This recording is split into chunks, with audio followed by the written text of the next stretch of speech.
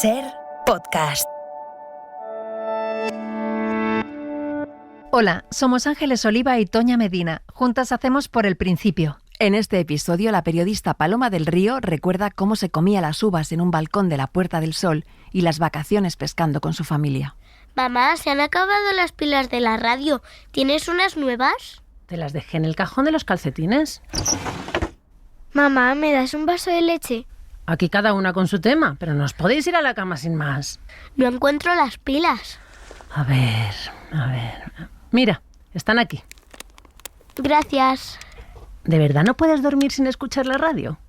No, mamá, tengo que oír las noticias y luego la ronda. Ah, ¿ese es el programa ese de las canciones dedicadas? Sí. ¿Y mi leche, mamá? Ya voy. Traigo la leche y todo el mundo a dormir, que mañana hay colegio. O sea, yo no creo que no podía ser otra cosa que no fuera periodista, porque desde pequeño me ha podido la curiosidad de saber qué está pasando y en unos terrenos me interesan más, en otros no me interesan nada, pero siempre me ha interesado lo que estaba pasando por el mundo.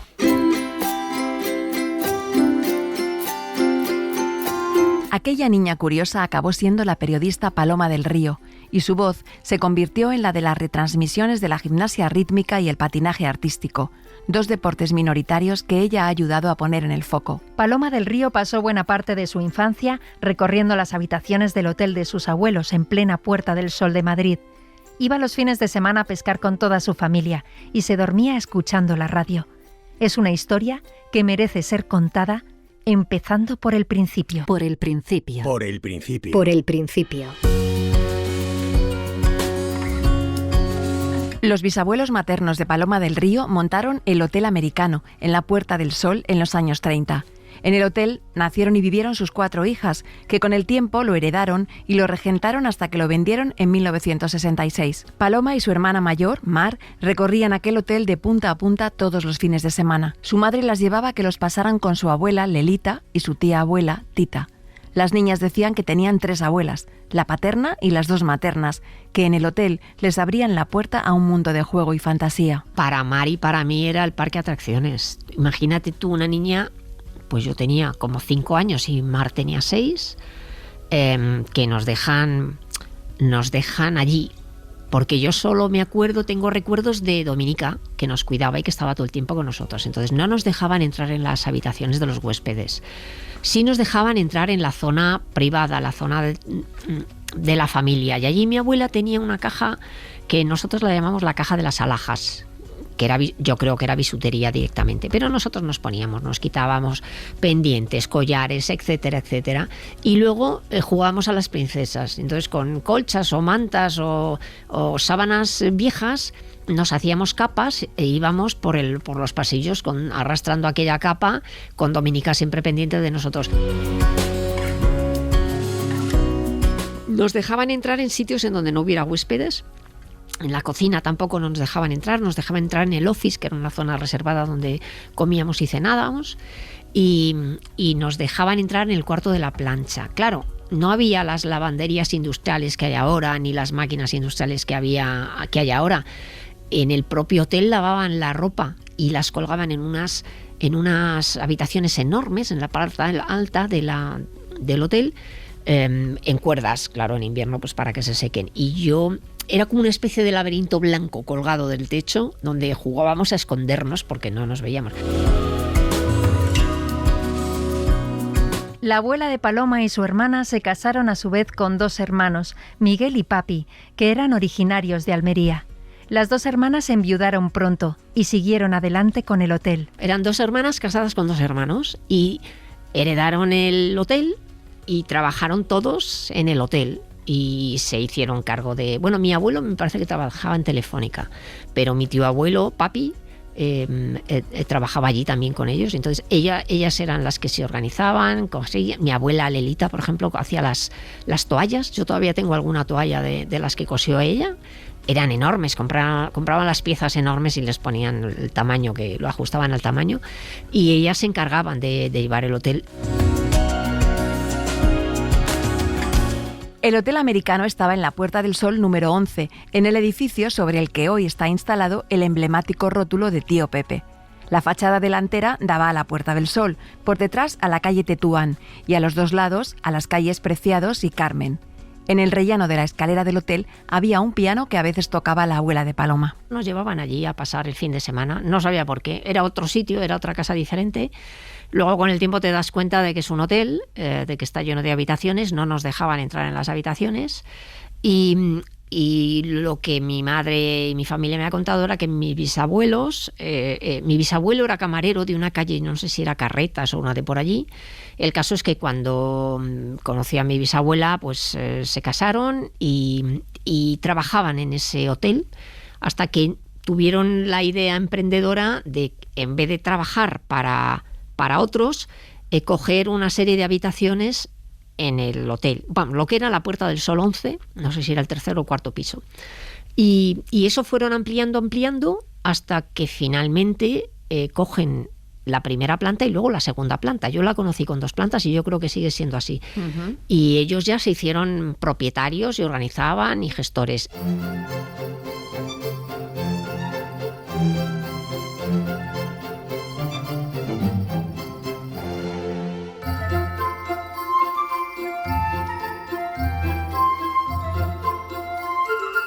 A finales del siglo XIX, la alta sociedad española se fijaba en la burguesía de Francia. Allí las celebraciones navideñas en las calles se consideraban de mal gusto y se hacían en los grandes salones de los más ricos.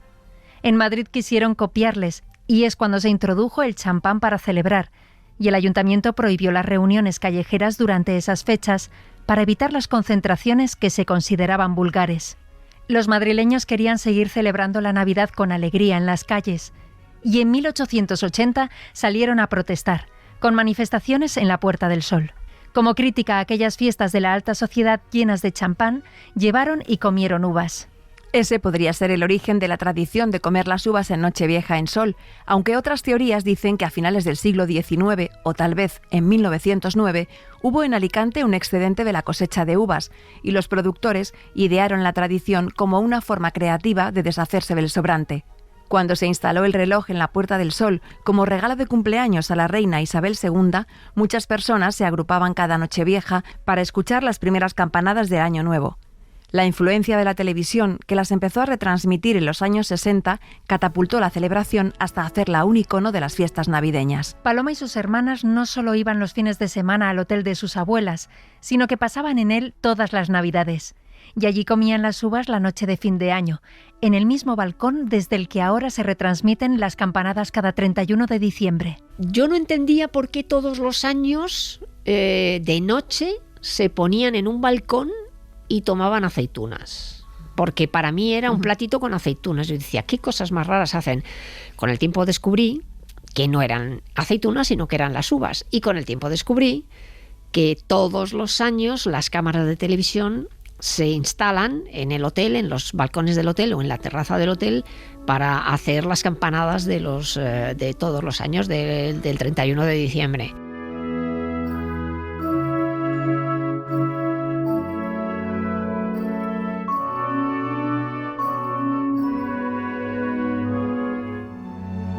Pues yo las recuerdo muy parecidas ahora. No había tanta gente, o por lo menos yo no alcanzaba a verlas, pero sí que había gente, pero no es tan masificado como ahora. Claro, ahora yo creo que es un acontecimiento. Yo creo que hay gente que ya va directamente a las 11:30 de la noche allí a pasar frío, porque normalmente se pasa frío, y era mucha algarabía, había luces, pero se lo pasaban bien. Yo no tenía muy claro qué era lo que pasaba, pero había que tomar las aceitunas aquel día.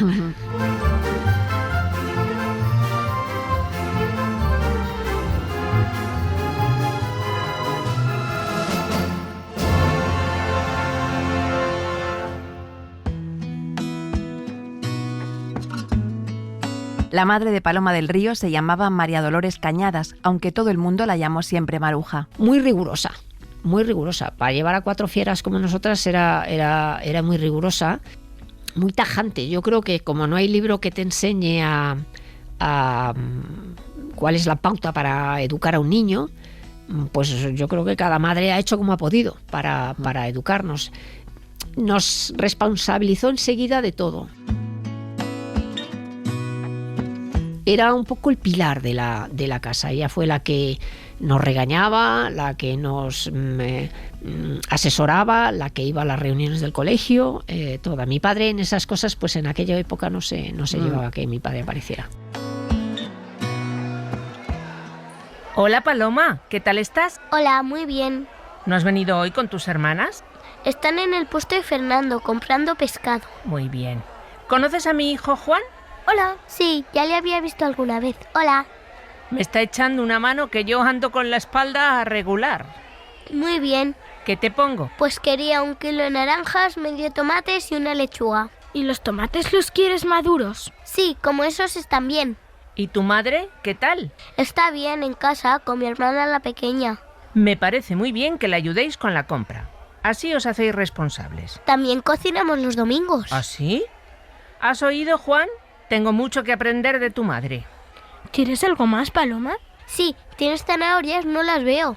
Sí, las tengo aquí detrás. ¿Cuántas quieres? La compra la hacíamos nosotras los sábados. Bajábamos a la compra, vivíamos en un 5º piso sin ascensor, que imagínate lo que es hacer la compra para 6 para una semana. Subíamos con el carro, que no podíamos con nuestra vida, pero comprábamos, íbamos al mercado de Hermosilla allí a hacer la compra, ya sabíamos que teníamos que comprar, pero muy jóvenes, o sea, teníamos 12, 14 años. Y luego cada domingo teníamos que cocinar una de nosotras. Ella nos enseñaba a cocinar y teníamos que hacer la comida cada una de nosotras, de manera que desde bien pequeñas estamos acostumbrados a autogestionarnos. No me acuerdo que tuviéramos que poner la lavadora, pero desde luego cocinar seguro. Cada fin de semana le tocaba a una cocinar y tenía que cocinar para toda la familia.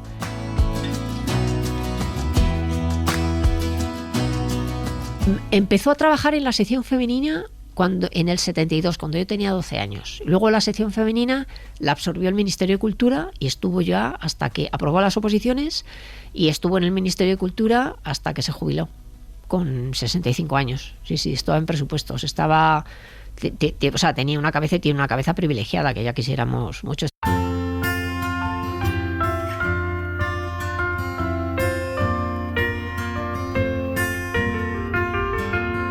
El padre de Paloma del Río se llamaba José Luis. Era agente comercial. Mi abuelo, en la casa donde vivíamos, en la calle Jorge Juan, en la parte de abajo, tenía una tienda de repuestos de coches. Y la gestionaba él. Luego él, mi padre, montó otra, digamos una sucursal, en la calle Suero de Quiñones, también de repuestos de coches y de ruedas. Y se dedicaba a eso. Luego aquello quebró, no funcionó muy bien. Y entonces él, sé que era gente, se le daba muy bien, era un vendedor y se le daba muy bien, agente comercial, y entró en una fábrica de productos químicos que le vendía productos químicos pues al ayuntamiento, desengrasantes, empresas y tal.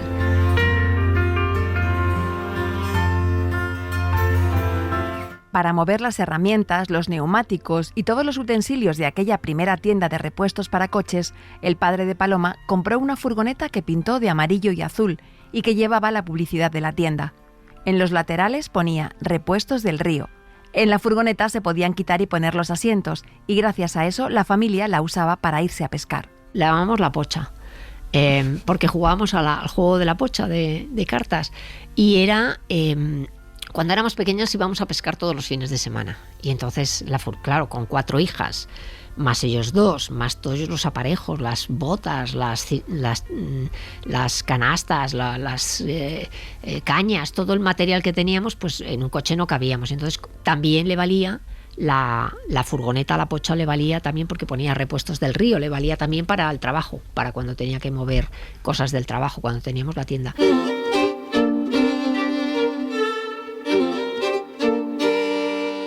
El abuelo materno de Paloma del Río se llamaba Miguel Cañadas. Era de Almería. Murió durante la guerra. Se decía que en un accidente, pero poco a poco fueron saliendo historias que hacen pensar que realmente fue un ajuste de cuentas en Tobarra, camino de Almería. Eso ha perturbado también un poco a una de mis tías, a mi tía, la hermana de mi madre que queda viva, porque en principio lo que les contaron a ellas era que ellos eran de Almería y que en un viaje a Almería tuvo un accidente y murieron.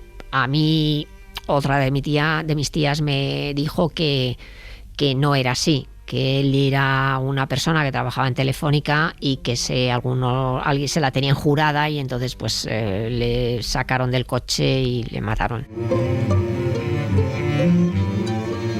Debía ser porque tenía ideas progresistas o tenía el carnet de la UGT o yo qué sé, alguna cosa de estas políticas y entonces pero bueno, la versión oficial era que había tenido un accidente. Yo creo que me fío más de lo que me dijo mi tía, de que le asesinaron, vamos, en la guerra. Y entonces mi tío abuelo, al que llamaban papi, se hizo cargo de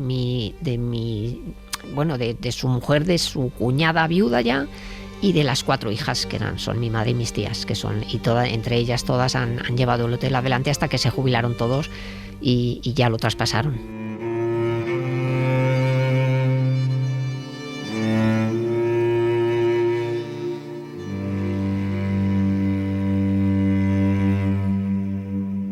Por el principio, Paloma del Río, Cadena SER. ¿Qué tal en la playa? Muy bien, había olas muy grandes.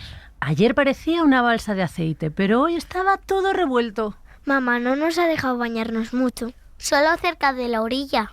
Me da miedo cuando el mar está así. Al mar hay que tenerle respeto. Cuando está revuelto hay que tener cuidado. Ahora os preparo todas un bocadillo y después, ¡hala!, al cine. ¿Al cine? ¡Qué buen plan! Tomad, os voy a dar algo de dinero para que os compréis pipas. Sí, y un paquete de regalices. ¿Con esto os llega? Sí, gracias, papá. Uy, Paloma, mira cómo tienes la espalda. Creo que te has quemado aquí en los hombros. Ponte un poco de crema y mañana no te quites la camiseta en la playa. Pero no me pica ni nada. ¿Y si te toco así? ¡Hala! Está muy caliente. Ay, sí, ahora sí. Toma, aquí tienes la crema. ¿Se la puedo echar yo? No, tú no, que me dejas pringosa. Venga, sentaos a tomar tranquilas el bocadillo. Ahora te la pongo yo, Paloma.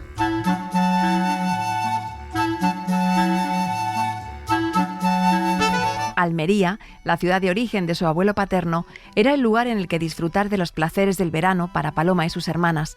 Allí estaban los helados de leche merengada en la Plaza Manolo Escobar, la cafetería de La Habana, el pan de aceite y los pasteles y la feria. Pues nosotros teníamos idealizadas Almería porque toda la familia hablaba de Almería, Almería, Almería, hasta que fuimos y nos alquilaba mi madre una casita en el Zapillo, en lo que era el Zapillo, en una zona exterior de lo que es la ciudad, muy cerca de la playa,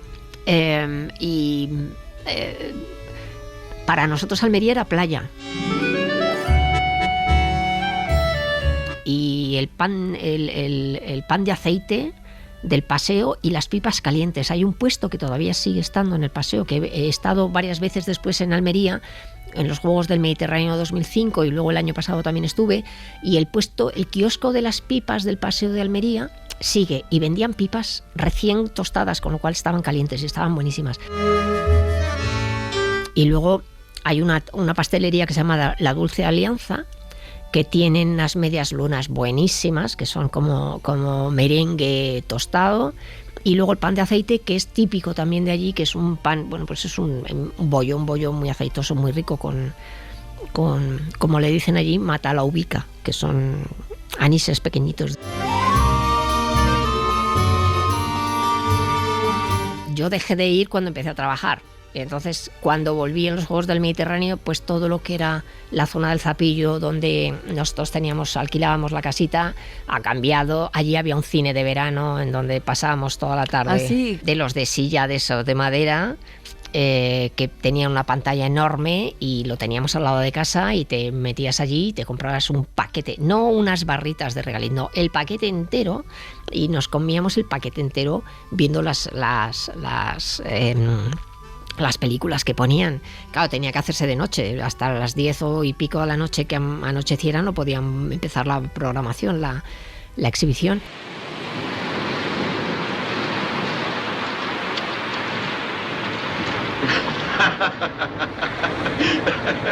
Tributo para el príncipe, flores para el hombre. No soy ninguna de esas cosas. ¿Qué entonces? No lo sé. Gracias. Me fascina este país. ¿Qué es eso? ¡No hay oro en Aqaba! ¡No hay cofre! ¡Lo voy a encontrar!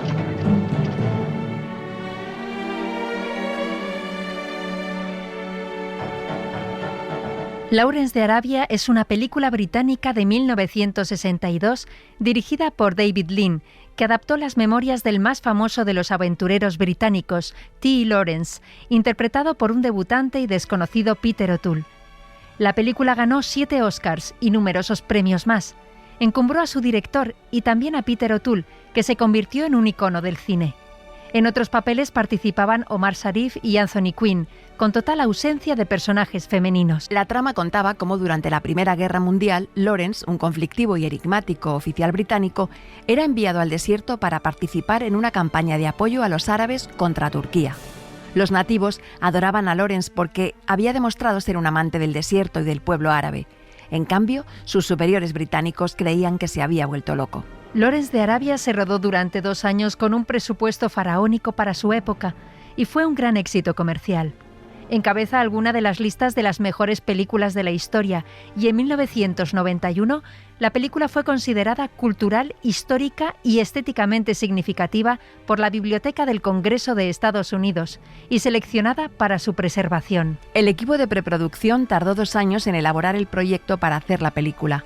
Para recrear Aqaba, la zona situada en lo que ahora es Yemen, se construyeron 300 edificios en una zona desértica del Cabo de Gata, en Almería. Distintas partes del rodaje se rodaron en la playa del Algarrobico, en Carboneras, en la playa de Monsul y también en Tabernas. Además, la película fue filmada en Sevilla, Jordania y Marruecos. Los interiores en Sevilla se rodaron en la Plaza de España, el Real Alcázar, la Casa de Pilatos o el Hotel Alfonso XIII. Para el rodaje en Almería se trajeron 159 dromedarios, la mayoría del Sáhara español, que costaron 5.000 pesetas cada uno, además de 700 caballos traídos de distintos puntos de Andalucía. Cada vez que se rodaba un plano, un montón de operarios se paseaban por el desierto con escobas para barrer la arena, hacer desaparecer las huellas de quienes habían participado y dejarlo todo impoluto para la escena siguiente. El rodaje duró 14 meses y el calor era tan fuerte que se envolvieron las cámaras en toallas mojadas para evitar que estallasen. Paloma del Río recorrió con su familia las playas casi vírgenes del Cabo de Gata en los años 60. Era medio salvaje. Había un pueblecito que sigue existiendo que se llamaba San José, que era el punto a donde nosotros llegábamos. Y luego, antes de llegar a San José, había un caminito lleno de chumberas y de higos chumbos, que a mí me encantan, pero que te pones perdida de pinchos para quitarles la piel, que te llevaba a la playa de Monsu, que es salvaje, y esa playa ha aparecido en muchas películas, y cuando nosotros íbamos todavía quedaban restos del decorado de Lawrence de Arabia, porque en una de las escenas de Lawrence de Arabia, cuando llegan a la playa, resulta que esa playa es la playa de Monsu, y todavía quedaban restos de los decorados de aquel entonces.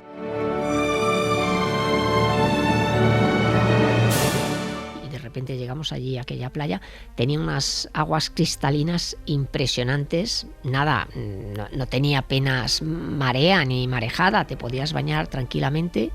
Salíamos a pescar de una manera casi artesanal lo que pillábamos, porque se veían los peces, entonces pescábamos, y una vez un tío mío pescó un pececito, pero también pescó un pulpo, y entonces subió el pulpo y el pececito a la balsita que teníamos, y el pulpo se comió el pececito. O sea, el pulpo que estaba... Y dije, bueno, nos hemos quedado sin comida. Digo, mira, tira eso al mar y déjalos vivir y en paz.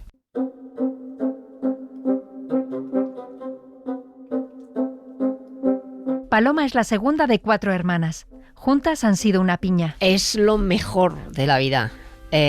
Las 3 mayores, Mar, yo soy la segunda, y la tercera es Belén. Nos llevamos relativamente poco tiempo, como 1 año y medio, 2 años entre nosotras.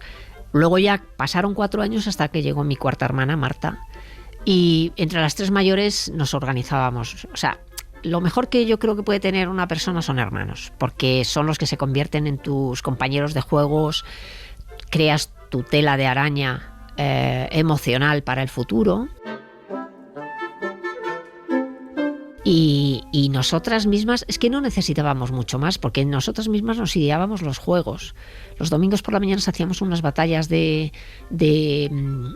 almohadas en el cuarto, y jugábamos a que las almohadas eran barcos, dormíamos las 4 en la misma habitación, que eso también fue un acierto por parte de mi madre. Claro, hay que tener una habitación grande para tener 4 camas, pero bueno, eran camas nido que se acumulaban una encima de otra, con lo cual luego al final no hacía falta mucho espacio, únicamente cuando se desplegaban por la noche era cuando se ocupaban. Luego ya llegó Marta y Marta era como la pequeña de la que nos teníamos que encargar nosotras. Y entonces, claro, había veces que yo me llevo con ella 6 años y mi hermana Mar se lleva 8, con lo cual la diferencia de edad también se nota. Cuando era pequeña no, pero luego sí, dices, cuando tienes 12 años tienes que estar haciéndote cargo de la de 6, pues es un rollo. Pero nosotros la notábamos como un paquete que nos habían colocado, como haceros cargo de tu hermana, y ya, nosotras nos teníamos que organizar de aquella que tenía gustos completamente diferentes a los que teníamos nosotras 3, que estábamos ya mucho más unidas.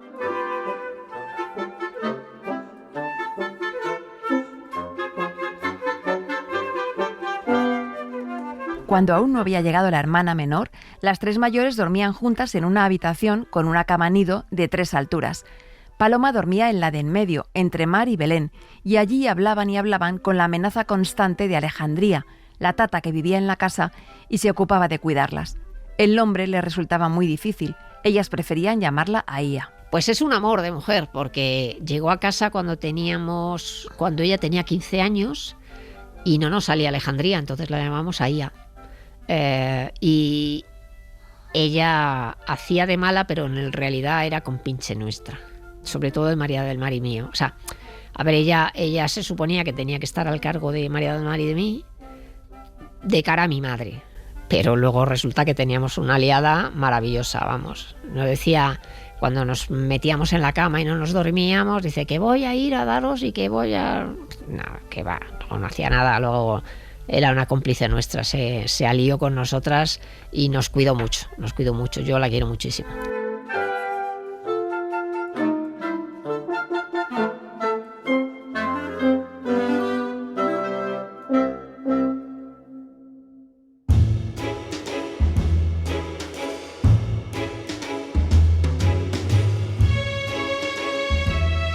Paloma tenía un ritmo de sueño distinto a sus hermanas. Ella se acostaba pronto y le gustaba madrugar. Dormía pegada a la radio, un transistor que le susurraba noticias y canciones. Cuando se desvelaba y la radio no era suficiente, cruzaba el largo pasillo de la casa sigilosamente hasta la cocina, y allí se sentaba y se ponía a limpiar zapatos, los suyos y los de sus hermanas. Era una tarea que le relajaba hasta que volvía el sueño. La de pilas que habré gastado yo con la radio. Desde pequeña siempre he dormido con una radio debajo de la almohada para oír lo que pasaba. De hecho, cuando murió Franco, estaba yo oyendo la radio y oí, y yo les dije a mis hermanas, me parece que no vamos a ir al colegio hoy, porque se ha muerto Franco y creo que no va a haber colegio, que van a suspender todo. Día 20 de noviembre de 1975. Las casas civil y militar informan a las 5:25 horas que, según comunican los médicos de turno, Su Excelencia el Generalísimo acaba de fallecer por parada cardíaca. O sea, siempre noticias, o sea, lo que hubiera en ese momento. Había un programa por la noche que no sé qué cadena era, que se llamaba La Ronda, y entonces allí hacían dedicaciones de música a fulanita no sé cuál, y yo con esa me dormía y luego me despertaba y lo que hubiera. Oía por la mañana Radio Hora, ¡pum! Era una emisora que hacían cada minuto, daban noticias de 1 minuto y cada minuto son las 8 y 1 minuto, y entre el minuto y al siguiente minuto decían algo. Leían noticias que duraban 1 minuto. ¡Pum! Radio Hora, son las 8 y 2 minutos. Y así, de manera que todo el mundo supiera a qué hora era cuando estabas con el desayuno. Radio Hora. 7:49 minutos, hora exacta. El presidente del gobierno regional. En los años 70, el periodista cubano Enrique Dausá trajo a España desde La Habana un formato inspirado en la emisora Radio Reloj, que desde los años 40 retransmite las noticias con el tic-tac del reloj de fondo en Cuba y da la hora en cada minuto de los informativos. Radio Hora empezó a emitirse en la desaparecida Radio España, con el lema «Informamos más y mejor en menos tiempo». Las voces de los locutores eran una de las obsesiones de Enrique Dausá, Para él eran el alma del informativo. Tenían que ser voces claras y graves. En los 26 años que estuvo funcionando, solo hubo una locutora mujer. El programa no solo daba las noticias, tenía secciones como Sol y su horóscopo, o El cuento corto de hoy, y la particular forma de Dausà de narrar en directo la publicidad. Radio Hora llegó a ser líder de audiencia en Madrid. Era un formato distinto a los pocos informativos que había entonces, entre ellos Hora 25, que empezó a emitirse 2 semanas antes que Radio Hora. Se hizo tan popular que Martes y 13 le dedicó un sketch. Radio Lora, 8 y 9 minutos. Jaquecas, dolores musculares, fiebre, catarro, malestar general. Oiga, está usted hecho una braga, ¿eh? Por el principio, Paloma del Río, Cadena SER.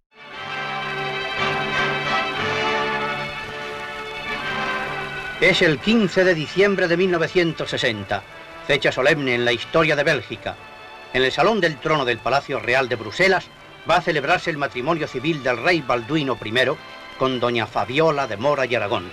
Esta ceremonia tiene lugar ante los miembros del gobierno y del burgomaestre de la capital y en presencia de los familiares de los contrayentes, testigos oficiales, miembros de la familia real, altezas y reyes asistentes.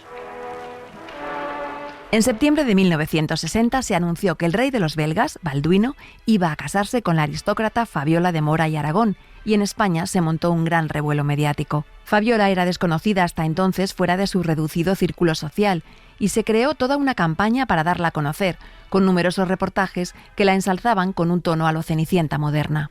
Se contaba que los dos estaban hechos el uno para el otro. Ambos eran serios y formales y muy religiosos. Él había querido ser sacerdote y ella meterse a monja. Él llevaba 10 años en el trono, era soltero y parecía que Fabiola llegaba a alegrarle la vida. Cuando se anunció su compromiso, Fabiola tenía 32 años, una edad en la que se consideraba que las mujeres de su época ya no conseguirían casarse. Pertenecía a la aristocracia del franquismo y se dedicaba, como se suponía a las mujeres de su clase, a la caridad, la sociedad y la vida familiar. España empezaba a abrirse al mundo después de los años duros de autarquía, importando turistas y exportando mano de obra barata que iba a servir en casas o a trabajar en fábricas en Europa. El gobierno de Franco intentó aprovechar la ocasión para legitimar la dictadura ante el mundo. La boda se retransmitió por televisión española y fue todo un acontecimiento. La casa de Paloma del Río era una de las primeras de su barrio donde había televisión y los vecinos subían para ver eventos extraordinarios, como aquella boda. Paloma y sus hermanas se escondían para ver la tele. Mi madre me cuenta que uno de los grandes acontecimientos de aquella época fue la boda de Fabiola. Y que mi madre ya abrió la puerta a la casa, sí, para que, como lo televisaron, que subieran los vecinos. Entonces subían los vecinos nosotros vivíamos en el quinto, último piso, entonces subían los vecinos y allí estaban todos colocados viendo la retransmisión de la boda de Fabiola. Tú imagínate lo que es una española que se case con un rey belga, o no sé si era rey en ese momento, no, pero la boda de Balduino y Fabiola debió ser un acontecimiento en los años 60, no sé exactamente cuándo se casaron, pero lo retransmitieron, vamos, tan gordo tenía que ser que lo retransmitieron. Y la afición al deporte también me venía por ahí, porque las primeras retransmisiones deportivas que había eran fútbol. Y las ponían y en blanco y negro y con mi ingenuidad, cuando había una repetición ponían arriba replay de manera intermitente y yo pensaba que replay era un jugador. Y entonces yo le decía a mi madre, mamá, es que replay lo hace todo, ¿eh?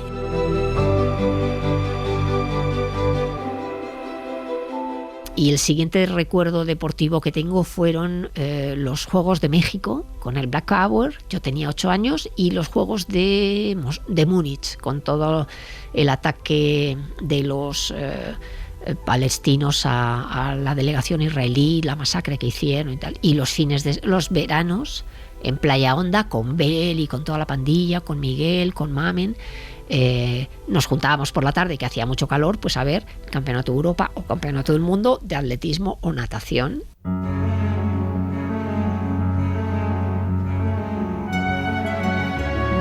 Paloma del Río y sus hermanas fueron a un colegio de monjas teresianas a 3 calles de su casa. Iban caminando al colegio cada día. disfrutando del olor de las pastelerías recién abiertas de la zona. Era un colegio que estaba en la calle Goya, pero que era tan viejo que se lo tuvieron que cerrar y nos mandaron a otra delegación, digamos, que tenían en la calle Jesús Maestro. El colegio que se llama Jesús Maestro y existe. En aquel entonces era solo de chicas, ahora es mixto. Está al lado de la Escuela Oficial de Idiomas, de manera que cuando salíamos al patio veíamos a los estudiantes de idiomas que estaban enfrente. Yo lo viví regular, porque las monjas fueron muy crueles con nosotras, por lo menos yo lo sentí así. Porque a mí me pareció que nos estaban enseñando, por lo menos esa es la percepción que tengo yo, no quiero decir que sea general, que nos estaban enseñando un mundo idílico que cuando yo salí del colegio no existía. Y me sentí engañada por ellas. Y luego especialmente con nosotras, porque en casa tuvimos problemas económicos y teníamos problemas para pagar el colegio. Y entonces yo sentí la humillación de las monjas. En vez de ser, creo yo, que compasivas con una familia que no estaba pasando una buena racha, al contrario, ya está, Del Río, ponían una voz de Del Río, tienes aquí los recibos de no sé cuánto. Yo decía, ¿y no podrá ser un poco más discreta?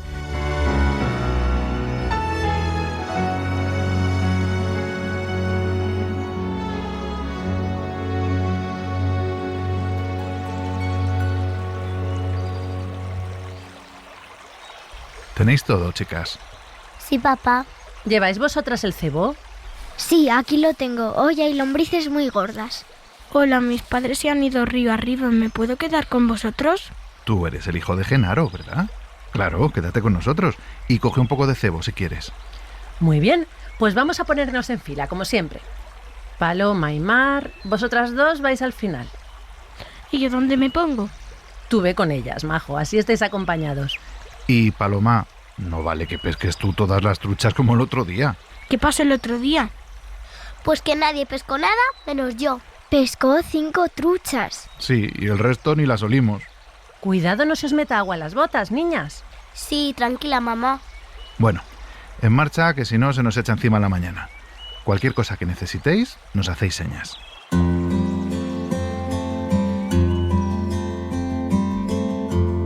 La familia de Paloma del Río tuvo durante años una afición enorme a la pesca. En invierno iban a zonas a una distancia máxima de 200 kilómetros de Madrid, como el pantano de Revenga y zonas de Segovia y de Guadalajara. Estaban federados y todos los fines de semana, completamente pertrechados con botas hasta la cadera, cesta, caña, carrete, chubasqueros y todos los aparejos, se iban a pescar. Se organizaban en cadena, se separaban unos 50 metros entre una persona y la siguiente, se metían en el agua e iban avanzando río arriba con las botas altas y el agua hasta la cadera. Paloma tenía que buscar una zona en la que se pudiera quedar de pie estabilizada para lanzar la caña. Si picaba una trucha grande, la echaba al cesto. Si era pequeña, la devolvía al río. Pues yo creo que fue por unos amigos de mis padres que también vinieron a pescar y se animaron. Y entonces íbamos a pescar, pero íbamos en serio. Es que esperábamos a que llegara el mes de marzo para ir a la federación a federarnos y poder ir a los cotos de pesca a pescar. Pues íbamos con nuestras botas hasta arriba, estas botas grandes para podernos meter en el río. Pescábamos o en ríos con cucharilla, o en embalses con anzuelo, porque depende de a dónde vayas a pescar, dependiendo del agua. Si es agua que se mueve, tiene que ser con cucharilla, que es.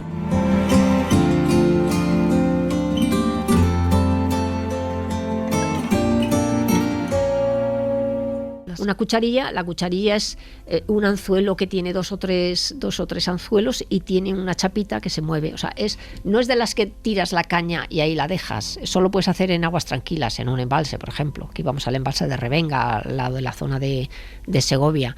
En un río que es agua caudalosa, tú tienes que tirar y recoger, porque si no la cucharilla, o sea, el aparejo que sirve para pescar ahí, se te queda enganchado en las rocas. Entonces íbamos a pescar dependiendo de dónde fuéramos, llevábamos una u otro material, íbamos muy pertrechados, cada una tenía su caña, su carrete, sus botas, su chistera, se llama la chistera donde echas los peces.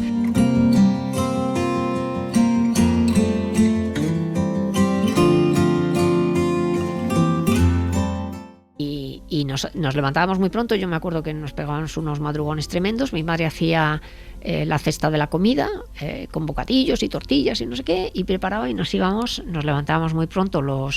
Había veces que pasábamos el fin de semana entero, que nos íbamos el sábado por la mañana de madrugada, nos levantábamos a las 4 y entonces íbamos, dependiendo de dónde fuera, nos metíamos todos en la furgoneta y a la para allá. Y luego la vuelta los domingos por la tarde.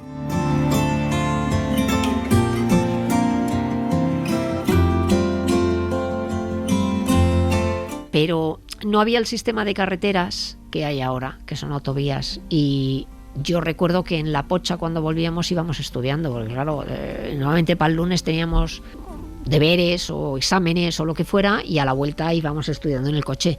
Yo le preguntaba a mi madre muchas veces que por qué dejamos de ir a pescar, porque íbamos todos, casi siempre íbamos mucho.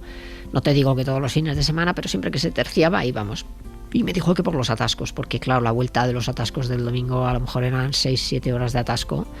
Yo sí recuerdo la imagen, estando en La Pocha sentada, de todas las luces rojas de la caravana de la carretera, todo lleno de lucecitas rojas de los coches, y esperar y esperar y esperar. Las vueltas se hacían eternas.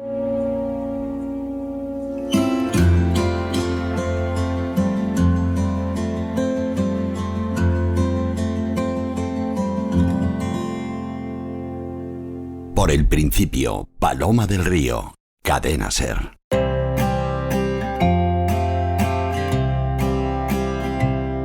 En Semana Santa, como tenían más tiempo, iban a un pueblo de León, en la zona de Babia, llamado Huergas de Babia. Allí el río Narcea, caudaloso y pedroso, tenía muchas truchas de buen tamaño. La madre de Paloma del Río tenía allí parientes y se juntaban todos: sus padres, su tía y unos amigos de San Sebastián. O sea, hasta que empezamos a ir de veraneo a Almería, íbamos a Huergas. Íbamos en Semana Santa a pescar, que era cuando todavía estaba abierta la vida. Y luego en verano pasábamos prácticamente mes y medio. Nos dejaba un pariente de mi madre, le dejaba una casa y estábamos allí. Y eso te acerca al campo, te acerca a las vacas. Aprendes a llevar a las vacas al campo, aprendí a silbar para llevarlas, aprendí a ordeñar manualmente, porque ahora lo hacen máquinas, a hacer mantequilla. Lo que más le gustaba a Paloma y a su hermana Mar en aquellas vacaciones en Huergas era ir a buscar cebo para pescar. Iban a las cuadras y cavaban en la tierra mojada buscando lombrices. El éxito más grande para Paloma era encontrar la lombriz más gorda. Cuando íbamos en Semana Santa a la zona de Babia y había que ir a pescar, íbamos a pescar al Narcea, pero necesitábamos cebo. Aquí en Madrid lo comprabas en una tienda de escopetas y de material de pesca, pero allí lo que íbamos era a una huerta y cogíamos una azadilla y empezábamos a sacar a sacar lombrices para que fueran cebo. Pero cogíamos nosotras, María del Mar y yo. Siempre íbamos nosotras allí. A mí me parece, ahora me da pena. O sea, ahora pienso que luego coges le metes un anzuelo, digo, por favor, pero qué salvajes.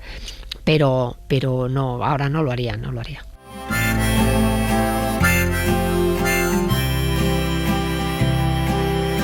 Y lo más divertido era cuando teníamos que volver otra vez al pueblo, desde el campo, y nosotras íbamos, María del Mar y yo, íbamos arriba del todo, del mogollón, del montón de hierba, arriba, hasta que llegábamos al pajar, donde luego descargaban ellos la hierba.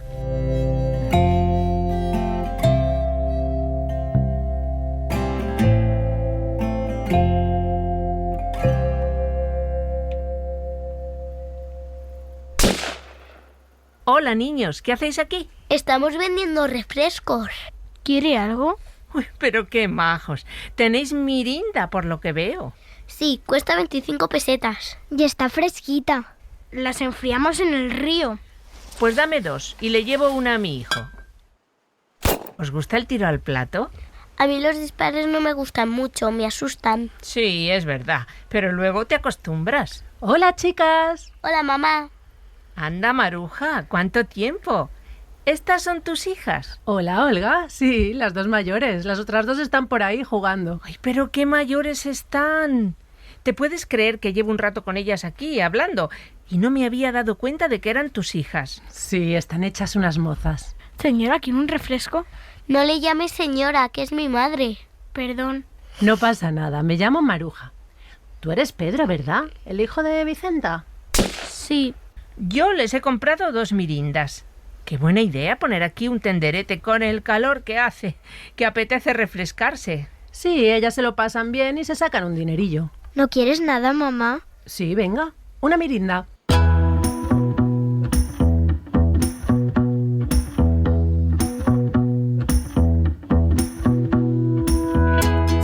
Cuando estás en un pueblo y eres pequeño, pues te haces a las costumbres del pueblo. Entonces había que hacer las fiestas y allí lo que se llevaba era hacer tiro al plato. Entonces organizaban campeonatos de tiro al plato y nosotros intentábamos sacarnos nuestras perrillas con el grupo de chavales de la chavalería del pueblo, y lo que hacíamos era que poníamos una especie como de tenderete. Comprábamos bebidas, las poníamos en el río que se refrescaran y luego las vendíamos a los que iban a la competición del tiro al plato.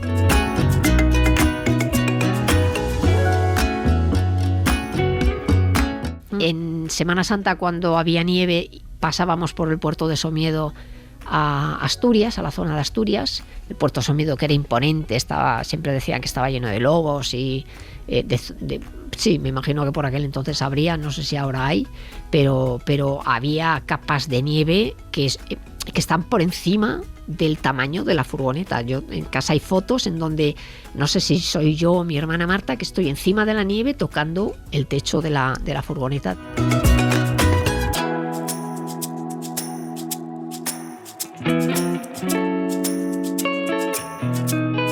Que ir a Somiedo era ir a tirarnos como si tuviéramos trineos, pero no teníamos trineos, eran las alfombrillas del coche. Entonces sacábamos las alfombrillas del coche, íbamos arrastrándolas, nos subíamos, ponías la alfombrilla y ¡boom! Y te tirabas para abajo, deslizándote por aquella cantidad enorme de nieve que había.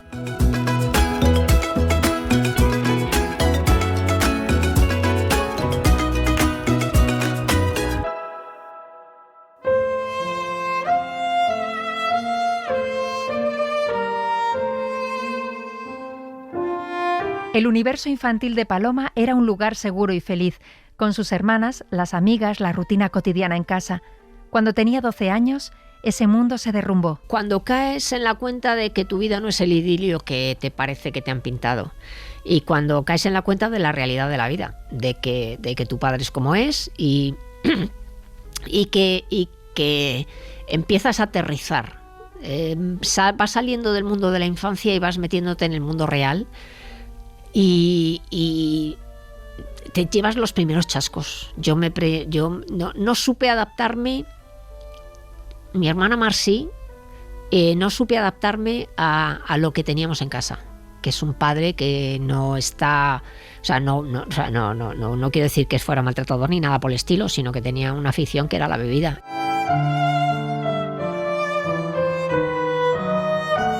Y entonces, claro, cuando tú tienes una persona que tiene esa afición o esa enfermedad y que es insuperable para él, eso condiciona toda la vida, no solo la suya, sino de la familia, y eso te hace ver la vida de otra manera. Yo envidiaba muchas veces la vida de mis compañeras de casa cuando veía que sus padres llegaban a las 7 o las 8 de la tarde a casa y hacían una vida normal y cenaban. Pues eso en mi casa no se dio nunca, porque no existía, porque mi padre era el ausente. Y no estaba porque estaba donde estaba, bebiendo. Y eso te transforma, entonces tienes que aprender a metabolizar eso rápidamente y hacerte a la idea de que tu vida va a ser esta y a ver cómo lo llevas. Y yo no lo llevé bien. Luego ya empiezas a darte cuenta de que es una enfermedad, de que es una adicción, de que no pueden superarla, de que hacen esfuerzos pero recaen. Es que te trastorna, porque de repente tú estás naciendo a la vida o saliendo a la vida cada vez con un escaparate y te encuentras con que el escaparate te lo han cambiado y que el escaparate no es nada de lo que tú te estabas haciendo la idea, que es todo lo contrario. Entonces comparas y ves que no te gusta lo que tienes en casa y no te gusta, entonces te lleva tu tiempo procesar eso y encontrarte con que lo que tienes en casa no te gusta, pero que no tienes ninguna posibilidad de cambiarlo, hasta que no eres adulto, claro. aprendes a vivir con eso y aprendes a defenderte de eso, porque es algo que no te gusta, pero ¿qué vas a hacer? ¿Qué haces cuando tienes una persona en casa así? ¿La dejas ahí, no le dejas entrar o cómo haces? Entonces tienes que aprender a llevarlo lo mejor posible hasta que ya llega un momento que dices, mira, ya no puedo más, esto es una cuestión de tú o yo, y yo decidí que yo.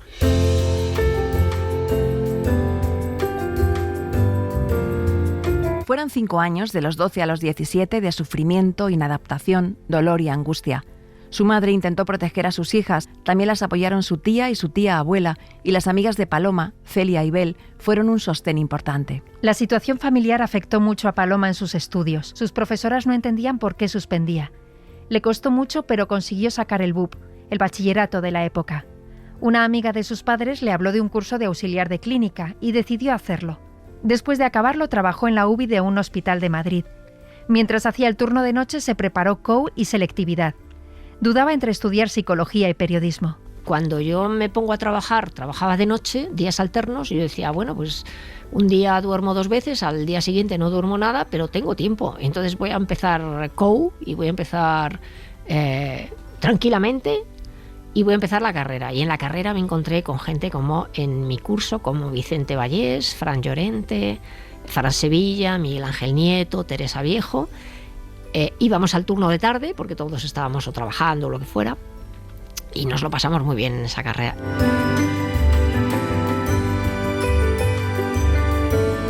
Pero lo hice de una manera responsabilizándome yo ya de mi propia vida, pagándome yo los estudios, administrando mi tiempo para estudiar o no estudiar. Antes iba al colegio como una obligación que me imponían, pero ahora me la imponía yo.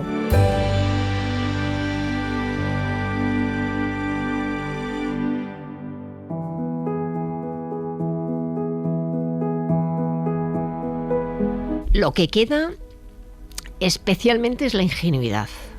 Me meten en unas trolas mis hermanas que me las trago hasta adentro. A poco que pienses que dices, han pasado 60 años, chica, algo habrás aprendido, nada. Soy un alma cándida que si me elaboras bien una trola, me la trago. Y es la ingenuidad. Luego me doy cuenta de que soy una pardilla, que sigo siendo una pardilla, y yo creo que es ingenuidad sobre todo. Yo soy poco de mirar por el retrovisor, pero lo que me quedan son buenos recuerdos. O sea, la parte más difícil de mi vida la he superado con creces, porque creo que la parte positiva de mi vida es mucho mayor que la parte negativa, y que no merece la pena recrearse en la rotonda de las tristezas, sino que es mejor seguir por la autopista de las alegrías y de las esperanzas. Entonces yo siempre soy una persona optimista por naturaleza, y creo que la vida es un regalo. Dentro de mi profesión, dentro del periodismo, pues también a que la gente disfrute de los deportes minoritarios, que es muy divertido. Y deportes tan técnicos como la gimnasia o el patinaje, y que los entiendan mejor, y que sea una alegría para ellos sentarse delante de las cámaras a verlo.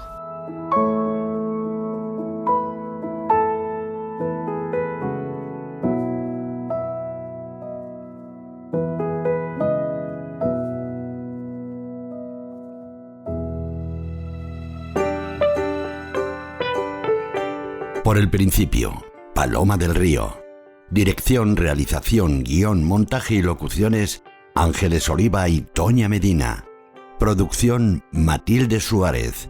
Técnicos de grabación, Rocío Sánchez y José María Sendra. Interpretación, Eli Zapata, Chupi Llorente y Javier Laorden. Con la colaboración especial de Lila Diouri, Mateo Oliva y Petra de Miguel.